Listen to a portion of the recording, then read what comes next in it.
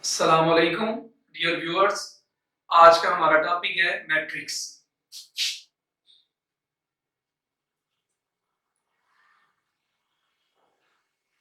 Matrix को उर्दू में कालब भी कहा जाता है।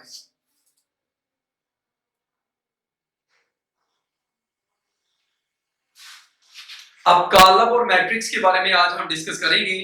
अब इसमें सबसे पहले मैट्रिक्स की डेफिनेशन है a rectangular array or a formation of collection of real number से जैसा कि 0 1 2 3 4 एंड 7।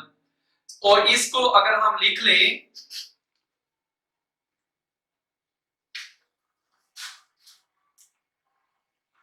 1 3 4 7 2 0, इन नंबर्स को हम इस सीक्वेंस के साथ लिखें और ब्रैकेट्स के अंदर लिखें तो ये बन जाता है एक मैट्रिक्स। तो इसको इसी तरह एक और मैट्रिक्स भी हमारा है, हमारे पास मुख्तलिफ मैट्रिक्स टाइप्स के मैट्रिक्स बन सकते हैं, जैसे ये। इसी तरह हम एक और मैट्रिक्स बना लेते हैं, इसी तरह हम ये भी एक मैट्रिक्स लिख लेते हैं।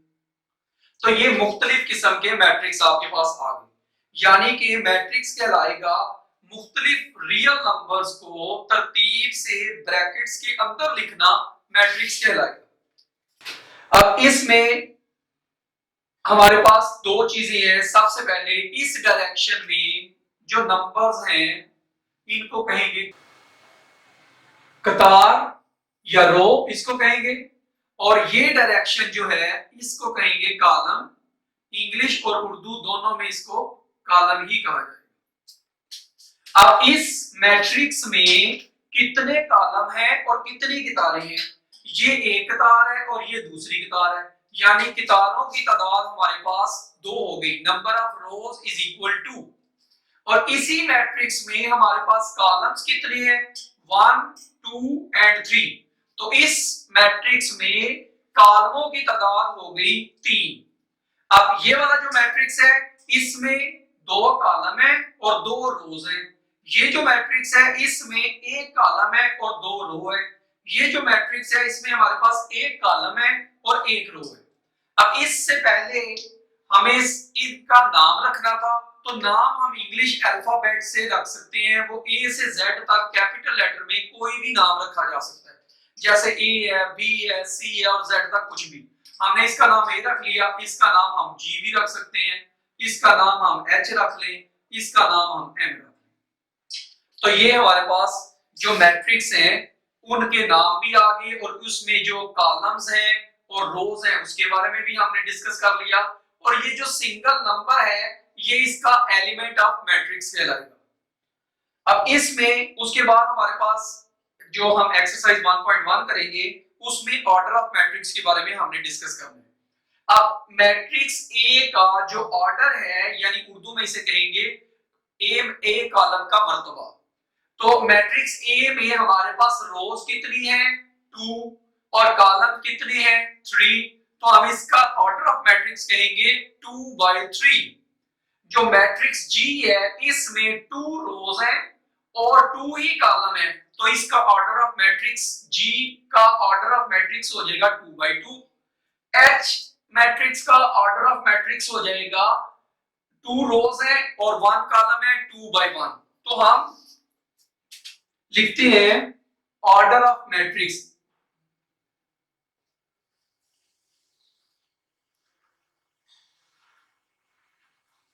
अब इस मैट्रिक्स का जो ऑर्डर है 2 रोज है, 2/1।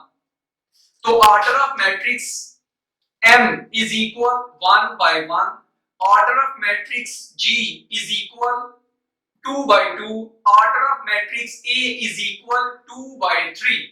तो ये हमारे पास आ गया जी ऑर्डर ऑफ मैट्रिक्स। अब इसके बाद हमने ये देखना है इक्वल मैट्रिसेस। दो मैट्रिसेस इक्वल कब होंगे? दो या दो से ज्यादा मैट्रिसेस जो है वो इक्वल कब होंगे?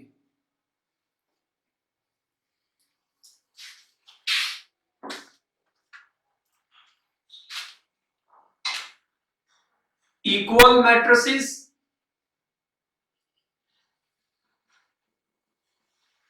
और इसको कहेंगे मसावी कॉलम उर्दू में। अब जो इक्वल मैट्रिक्स हैं, दो मैट्रिक्स, दो या दो से ज्यादा मैट्रिक्स इक्वल कब होते हैं, उसके ऊपर दो कंडीशंस का सही होना लाजमी है। सबसे पहले जो दो मैट्रिक्स, फर्ज करते हैं हमारे पास दो मैट्रिक्स हैं ए और बी, ये कोई से दो मैट्रिक्स हैं। अब इन दोनों मैट्रिक्स का पहली कंडीशन क्या है, इनका ऑर्डर सेम होना चाहिए। दूसरी कंडीशन क्या है, जो इनके क्रॉसपोंडिंग एंट्रीज हैं या एलिमेंट हैं वो भी इक्वल होने चाहिए। तो हम कहेंगे कि ये दोनों मैट्रिक्स जो हैं वो इक्वल हैं। अब इसमें उसने दो एग्जांपल दी हुई है। एक मैट्रिक्स है आपके पास 1 3 -4 2, और इसी तरह बी एक मैट्रिक्स है 1 2 + 1 -4 4 -2।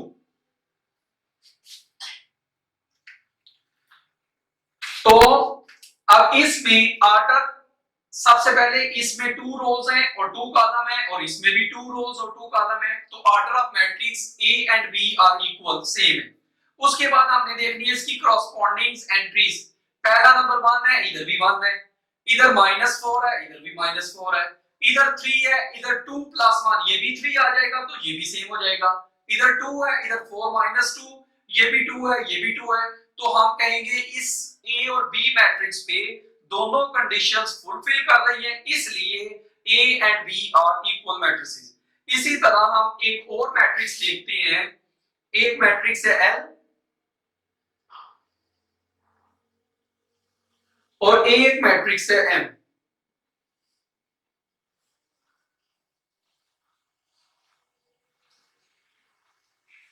अब एल एंड एम में पहली कंडीशन तो ट्रू है, इसमें भी इसका ऑर्डर 2/2 है। Order of matrix L is equal 2/2 and order of matrix M is equal 2/2। तो दोनों की पहली कंडीशन ठीक है।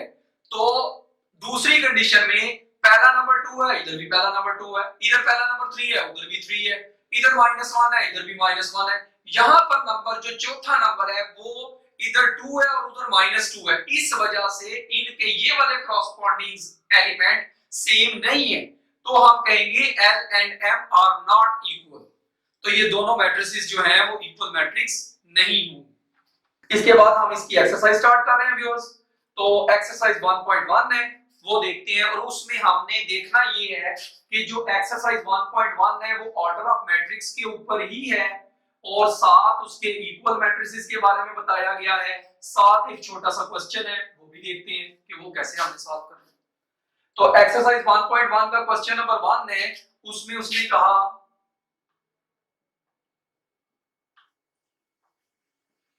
ऑर्डर ऑफ मैट्रिक्स निकालिए जी, क्वेश्चन नंबर 1। अब इसका पहला पार्ट ए है, ये क्वेश्चन है जी 2 3 -5 और 6। तो इसमें हमने ऑर्डर ऑफ मैट्रिक्स निकालना है। तो इसमें सबसे पहले नंबर ऑफ रोज लिखेंगे,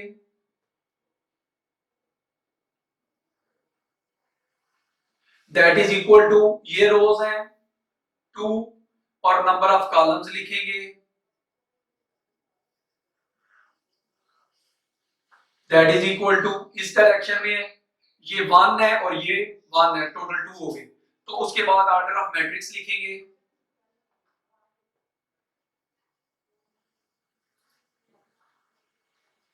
दैट इज इक्वल टू 2/2।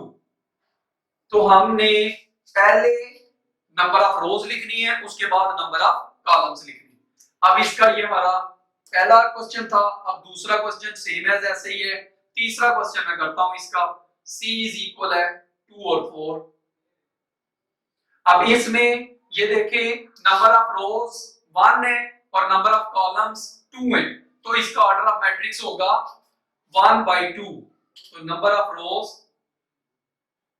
क्योंकि एक ही रो है इसलिए हम रो लिखेंगे 1, number of columns that is equal to 2। तो ऑर्डर ऑफ मैट्रिक्स लिखेंगे दैट इज इक्वल टू 1/2। तो ये हमारा दूसरा क्वेश्चन। अब सी वाला और इसके साथ डी वाला एक क्वेश्चन करते हैं।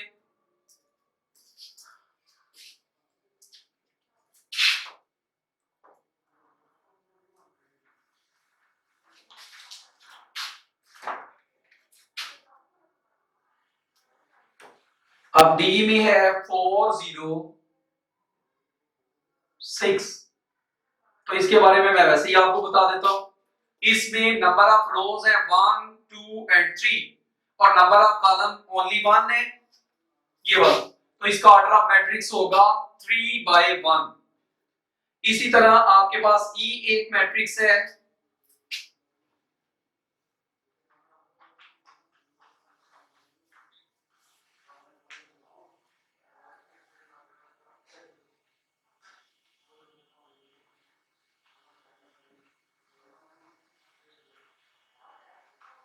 अब इसमें नंबर ऑफ रोज है मैट्रिक्स ई 1 2 3 और नंबर ऑफ कॉलम्स हैं 2। तो order of matrix E is equal 3/2 क्योंकि 3 रोज हैं और 2 कॉलम्स हैं। 3 रोज 1 2 3 और कॉलम्स जो है 1 2। तो order of matrix is equal है 3/2। अब इसी तरह हमारे पास एक एफ मैट्रिक्स है that is equal to 2। तो इसमें नंबर ऑफ रो भी 1 है, नंबर ऑफ कॉलम भी 1 है। तो order of matrix F is equal 1/1। इसी तरह हमारे पास एक और मैट्रिक्स है G।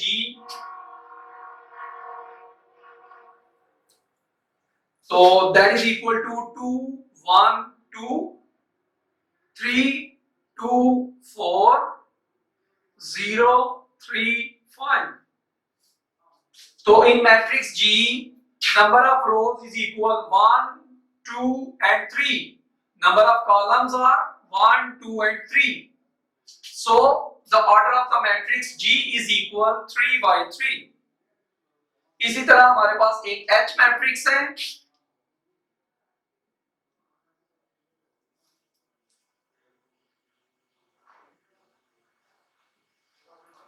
तो in matrix H number of rows 1 and 2, number of columns are 1 2 and 3, so the matrix order of matrix H is equal 2/3। तो व्यूअर्स हमारा क्वेश्चन नंबर 1 कंप्लीट हो गया जिसमें हमने ऑर्डर ऑफ मैट्रिक्स के बारे में क्लियर कर दिया है। तो इसके बाद हम क्वेश्चन नंबर 2 करेंगे, which of the following matrices are equal. तो हमने इसमें ये चेक करना है कि हमारे कौन से मैट्रिसेस आपस में इक्वल है, बराबर है, मसावी।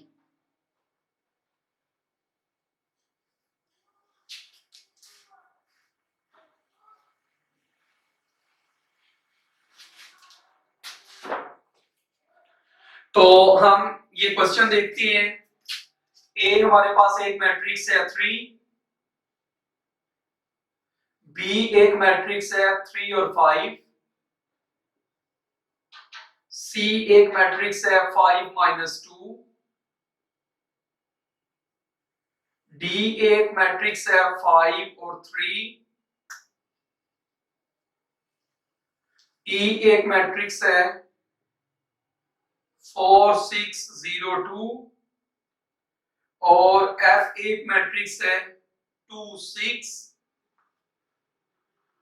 जी एक मैट्रिक्स है 3 - 1 3 + 3 एंड एच एक मैट्रिक्स है 4 6 0 2, आई एक मैट्रिक्स है 3 3 + 2 और जे एक मैट्रिक्स है 2 + 2 2 + 4 2 - 2 एंड 2 + 0। अब व्यूअर्स हमने चेक करना है कि इनमें से कौन सा मैट्रिक्स इक्वल मैट्रिक्स है। अब A इज इक्वल 3, चेक करें इन तमाम मैट्रिसेस में से कौन सा मैट्रिक्स है जिसको सॉल्व करने से 3 आंसर आ जाए या जिसमें अकेला एक नंबर 3 हो। तो इनमें से C एक ऐसा मैट्रिक्स है 5 - 2 जिसको हम सॉल्व करते हैं तो आंसर 3 आएगा, और उनका ऑर्डर भी सेम है, तो हम इसलिए लिख सकते हैं A is equal C। Next हमारे पास B है 3 और 5। इनमें से चेक करेंगे कौन सा ऐसा मैट्रिक्स है जिसमें 3 और 5 आए सॉल्व करने के बाद, या वैसे ही। अब ये 5 और 3 है, इनका ऑर्डर सेम है लेकिन करस्पॉन्डिंग एंट्रीज वो सेम नहीं है, तो ये B जो है वो D के इक्वल नहीं है, बल्कि B जो है वो I के इक्वल है। I में 3 और 3 + 2 5, देन हम लिखेंगे B is equal I। Next हमारे पास है जी D 5 और C हमारा पहले ही A के इक्वल है, D है 5 और 3। अब 5 और 3 चेक करेंगे कौन सा मैट्रिक्स है जिसमें 5 और 3 हो हमारे पास, तो वो मेरे ख्याल है कोई भी हमारे पास मैट्रिक्स नहीं है फिलहाल 5 और 3 वाला। E हमारे पास है 4 6 0 2। चेक करेंगे 4 6 0 2 कहां पर है। एक E जो है वो H के इक्वल है, ये वाला E J के इक्वल है, तो E is equal H is equal J। ये तीनों मैट्रिक्स जो है वो बराबर होंगे, इक्वल होंगे। ये हमारे पास F है 2 6, तो G एक ऐसा मैट्रिक्स है जिसको सॉल्व करने से 2 और 6 ही आता है, तो यानी F इज इक्वल G के आ जाएगा। अच्छा व्यूअर्स, हम लोगों ने क्वेश्चन नंबर 2 अपना कंप्लीट कर लिया, जिसमें हम लोगों ने बता दिया कि इक्वल मैट्रिसेस कौन से हैं। A जो है वो C के इक्वल है, B जो है वो I के इक्वल है, E H और J इक्वल है, F और G भी इक्वल है। अब हम इस एक्सरसाइज का लास्ट क्वेश्चन नंबर 3 करेंगे। Find the value of A B C and D की वैल्यूज निकालेंगे। तो देखते हैं ये क्वेश्चन कैसे सॉल्व किया जाए।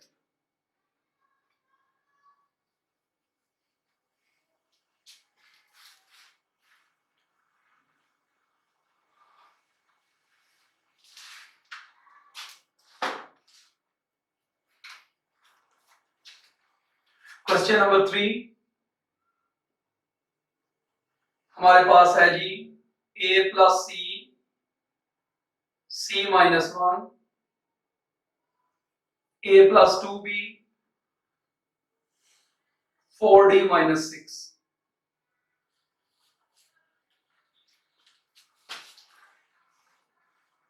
0 3 -7 2D।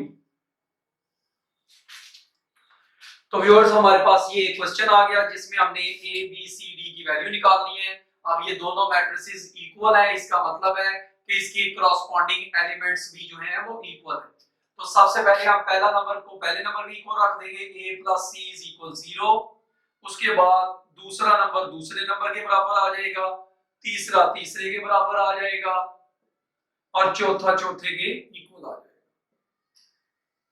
हम सबसे पहले चेक करेंगे, उस इक्वेशन को चूज करेंगे जिसमें से वैल्यू को निकालना आसान हो। जैसे ये क्वेश्चन है, इसमें A और C दो वेरिएबल आ गए हैं, इसको ढूंढना जरा मुश्किल काम है। इस इक्वेशन में सिर्फ एक C वेरिएबल है, इस इक्वेशन में सिर्फ एक D वेरिएबल है, इसमें भी दो वेरिएबल है A और B। तो इन दोनों इक्वेशंस को हम नहीं टच करेंगे, पहले हम C और ये वाली इन दोनों इक्वेशंस को सॉल्व करते हैं। तो यहां से C, अगर ये ज़हन में रखना है, कोई नंबर इक्वल के दूसरी तरफ जाएगा, अगर वो प्लस है तो दूसरी तरफ जाके माइनस हो जाएगा, अगर माइनस है तो दूसरी तरफ जाके प्लस हो जाएगा। यहां पर माइनस है, 3 + 1 that is equal to 4। C की वैल्यू हमारे पास 4 आ गई। अब यहां पे D को एक तरफ कर लेंगे, कांस्टेंट नंबर को एक तरफ ले जाएंगे, 4D + 2 है, इधर -2D हो जाएगा, ये -6 है तो +6 हो जाएगा, तो 2D = 6 आ गया। D = 6/2 आ गया, 2 3 = 6, तो D = 3 आ गया। अब व्यूअर्स, हमारे पास C और D की वैल्यू आ गई है, इस C की वैल्यू को इस इक्वेशन में रखेंगे और हमारे पास A की वैल्यू आ जाएगी, तो A = -4। अब A और B, A की वैल्यू को इसमें पुट करेंगे तो हम B निकाल लेंगे। A = -4 + 2B = -7, 2B = -7 + 4 और दैट इज इक्वल टू -3, और यहां से b की वैल्यू निकलेगी, ये 2 मल्टीप्लाई हो रहा है, उधर जाके डिवाइड हो जाएगा, और अगर इधर डिवाइड हो रहा था तो दूसरी तरफ जाके मल्टीप्लाई हो जाता। अब ये व्यूअर्स, हमारे पास a b c और d की चारों की वैल्यू आ गई, यही हमारा आंसर है। अगर उम्मीद है आप लोगों को क्वेश्चंस की समझ आ गई होगी। अगर क्वेश्चन की समझ आ जाती है तो हमें अप्रिशिएट जरूर करें, हमारे चैनल को सब्सक्राइब करें, लाइक करें, शेयर करें। अल्लाह हाफिज।